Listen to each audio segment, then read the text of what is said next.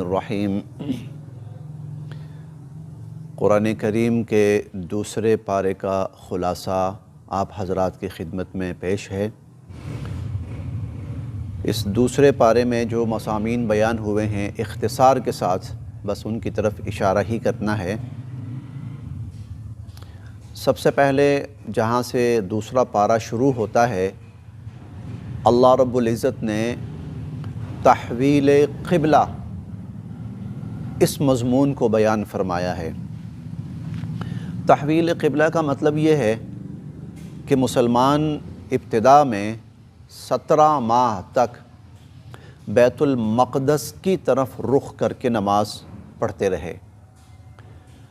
अब अल्लाह रब्बुल इज़्ज़त की तरफ से हुक्म ये हुआ कि फ़वल्लि वजहका शत्रल मस्जिदिल हराम और फ़वल्लु वुजूहकुम शतरा, यानी ए नबी अलैहिस्सलातु वस्सलाम आप भी और ए ईमान वालो तुम भी अब खाना काबा की तरफ बैत और क़िबला खाना काबा की तरफ रुख़ करके नमाज़ पढ़ा करो। इसे तहवील क़िबला कहा जाता है, यानी क़िबला रुख़ जो है बैतुल मक़दस से बैतुल्लाह की तरफ मुंतकिल हो गया, तब्दील हो गया। तो अल्लाह ताला इस पर फरमाते हैं कि जब आप ये करेंगे अल्लाह का हुक्म मान कर, तो लोग आप पर एतराज़ करेंगे, आपके ख़िलाफ़ बातें करेंगे, प्रोपेगेंडा करेंगे, हिमाकतों और जहालतों का मुज़ाहरा करेंगे। इसलिए अल्फाज ही ये इस्तेमाल फरमाया कि सयक़ूलुस्सुफ़हाउ मिनन्नास, तो ये जो बेवकूफ़ लोग हैं ना, ये अपनी ज़ुबानें खोल लेंगे, ये कहेंगे जी ये क्या बात है, इनका कोई क़िबला ही नहीं है, कभी एक तरफ मुँह करके नमाज, कभी दूसरी तरफ मुँह करके नमाज। तो मुसलमानों को यहाँ तलक़ीन और तरग़ीब ये दी गई और सिखाया ये गया कि ऐसे मौक़ों पर आप लोगों ने इन बेवकूफ़ों की बातों की तरफ तवज्जो नहीं करनी, बल्कि अल्लाह रब्बुल इज़्ज़त का हुक्म देखना है कि अल्लाह ताला का हुक्म हमारे लिए क्या है।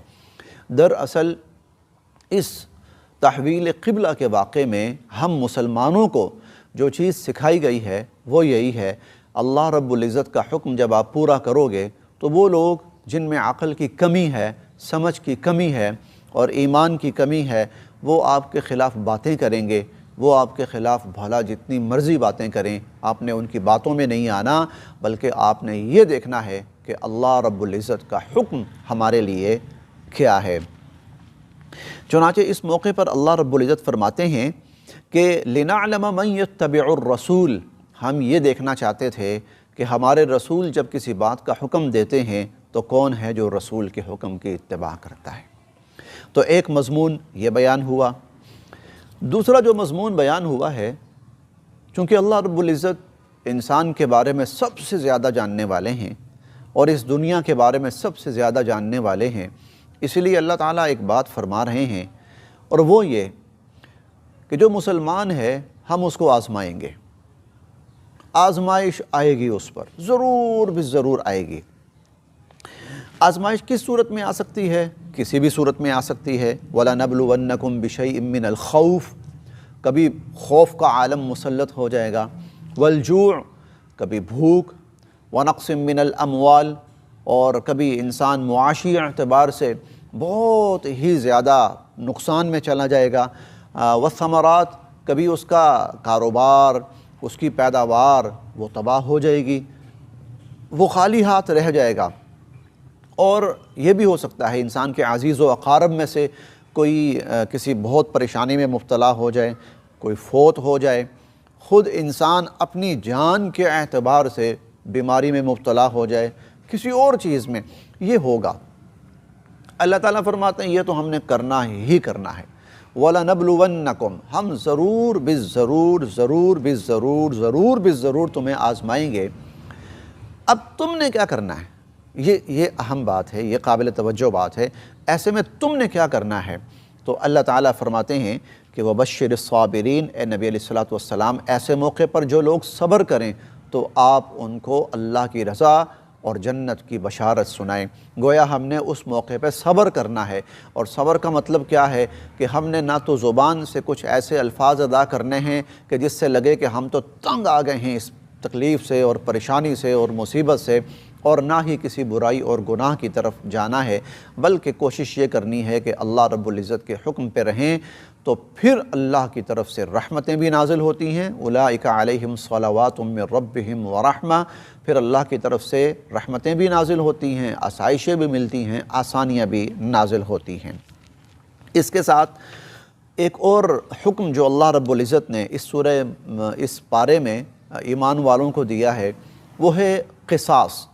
قصاص کا مطلب کیا ہے کہ اگر کوئی شخص کسی کو قتل کر دے تو اس سے اس قتل کا بدلہ لیا جائے، اور قتل کا بدلہ کیا ہے کہ جواباً اس کو قتل کیا جائے۔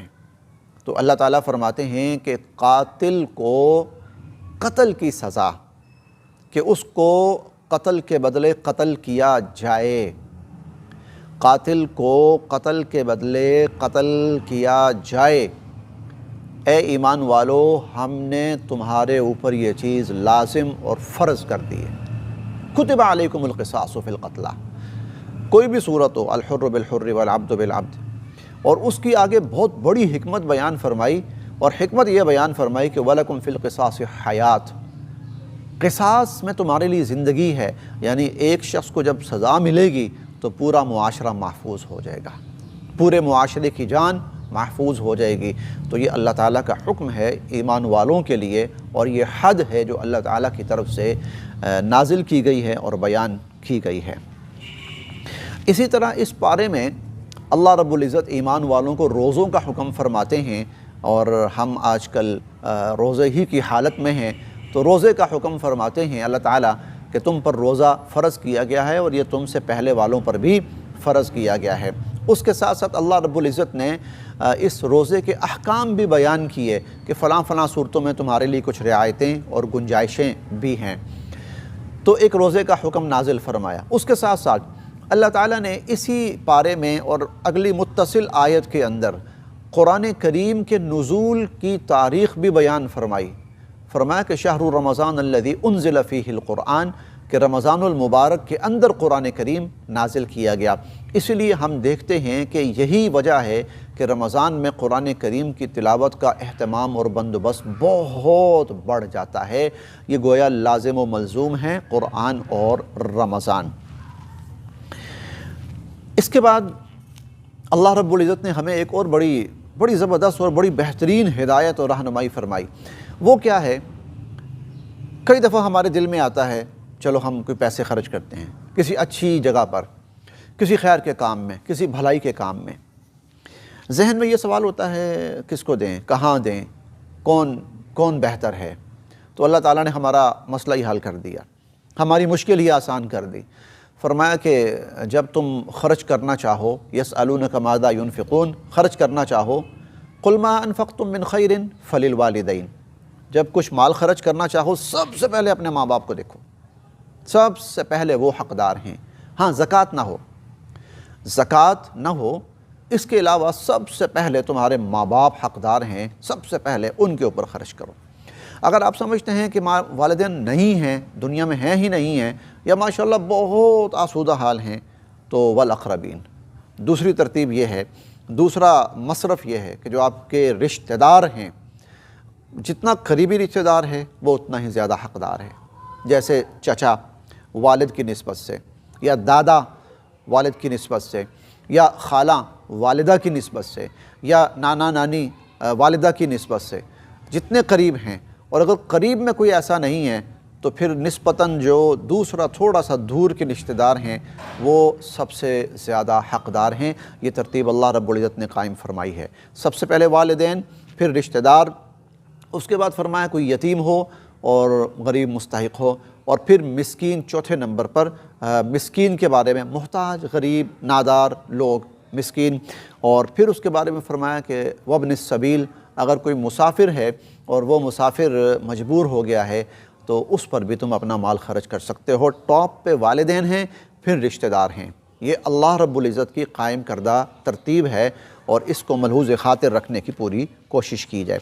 اسی طرح جو اس سورہ مبارکہ میں احکامات دیے گئے ہیں، ان میں سے ایک حکم یہ ہے کہ مسلمان مرد کا مشرکہ عورت کے ساتھ نکاح جائز نہیں ہے۔ مسلمان مرد کا مشرکہ عورت کے ساتھ اور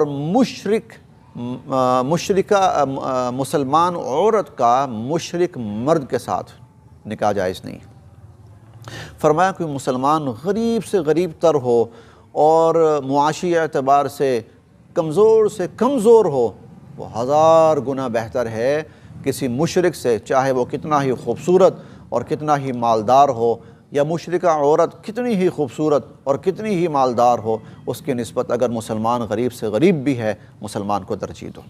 اور مسلمان کا نکاح مسلمان کے ساتھ، ایمان والے کے ساتھ جائز ہے، مشرک کے ساتھ یا مشرکہ عورت کے ساتھ مسلمان مرد اور عورت کا نکاح جائز نہیں ہے۔ مضامین بہت سارے ہیں، لیکن ہم آج کے اس درس کی آخری بات میں آپ کے سامنے عرض کرنے لگا ہوں۔ کوشش یہ ہے کہ ہمارا جو معاشرہ ہے اس کے اندر جو چیزیں درپیش ہیں ان کے حوالے سے قرآن کریم کی جو تعلیم ہے اس کو ترجیح دی جائے، ان مضامین کو زیادہ بیان کیا جائے۔ اللہ تعالیٰ نے اس سورہ مبارکہ میں طلاق کو اور طلاق کے احکامات کو بہت ہی تفصیل سے بیان کیا ہے، اس کے تمام مراحل بتدریج اور تفصیلاً بیان کیے ہیں، لیکن اس میں ایک چیز کو اللہ تعالیٰ نے بہت زیادہ فوکس کیا ہے، بہت زور دیا ہے اس پر، وہ ہے کہ فَإِمْسَاكُمْ بِمَعْرُوفٍ أَوْ تَسْرِيحٌ بِإِحْسَانٍ۔ اگر کوئی میاں بیوی باہم رہنا چاہتے ہیں تو کوشش کریں نیکی، بھلائی، خیر، خوبی کے ساتھ رہیں۔ او تسریح بِإِحْسَان، دوسری بات یہ فرمائی او تسریح بِإِحْسَان، اگر رخصت بھی ہونا چاہتے ہیں نا، خوش اسلوبی کے ساتھ، نیکی کے ساتھ، خیر کے ساتھ، بھلائی کے ساتھ، عزت کے ساتھ، ایک دوسرے کے احترام کے ساتھ وہ الگ ہوں۔ میاں بیوی اگر رشتہ نہیں برقرار رکھ پا رہے، الگ ہونا چاہتے ہیں، طلاق یا خلا کوئی بھی صورت، تو تسریح بِإِحْسَان، نیکی، خیر، بھلائی، عزت، احترام، رسپیکٹ، آنر، اس کے ساتھ وہ الگ ہوں۔ بلکہ یہاں تک فرمایا کہ وَلِلْمُطَلَّقَاتِ مَتَاعٌ بِالْمَعْرُوف، کہ جن عورتوں کو طلاق دے رہے ہو تم، تو اللہ تعالیٰ فرماتے ہیں ان کو کوئی اچھا سا گفٹ، تحفہ دو، تاکہ یہ معاملہ خوشگوار انداز کے اندر انجام پذیر ہو۔ یہ نہ کرو خدا کے لیے کہ ان کے اوپر الزامات تراشیاں شروع کر دو، مرد عورت کے اوپر، عورت مرد کے اوپر، اور ایک دوسرے کی اگلی زندگی برباد کرنے کی پوری کوشش کرو۔ یہ نہ کرو، خوش اسلوبی کے ساتھ، اور بلکہ مرد کو چاہیے کہ وہ عورت کو اس موقع پر کوئی نہ کوئی تحفہ، کوئی نہ کوئی گفٹ بھی دے دے، تاکہ یہ معاملہ خوشگوار انداز کے اندر انجام پذیر ہو، اور کسی قسم کا اس موقع کے اوپر ایسا مرحلہ پیش نہ آئے کہ جو اگلی زندگی میں دونوں کے لیے تکلیف کا باعث بنے۔ اللہ تعالی ہمیں ان احکامات و ہدایات پر عمل پیرا ہونے کی توفیق نصیب